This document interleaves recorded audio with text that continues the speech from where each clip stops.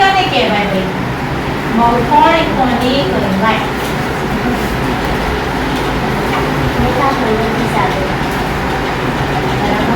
ચલો હજુ સારી ભાષામાં આનંદ રેખાખંડોથી બનતો સાદો બંધ વક્ર તેને બહુકોણ કહેવાય. Very good. બરાબર.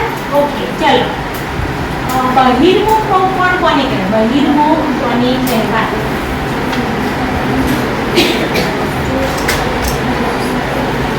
જલ્દી બોલો. જો વિકર્ણ પરસ્પર છેદે તો તેને બહિર્મુખ કહેવાય. બરાબર. Very good. ઓકે ચલો ત્રણ બાજુવાળા બહુકોણને આપણે શું કહીશું? ત્રણ બાજુવાળા બહુકોણને શું કહીશું? ખુશી બોલો. શું કહીશું? ઓકે ચલો અંતર્મુખ બહુકોણ કોને કહેવાય? દિવ્ય બોલો. જે વિકર્ણો પરસ્પર ના છેદે તેને બરાબર. તો આવડી ગયું ભાઈ બહુકોણ વિશે?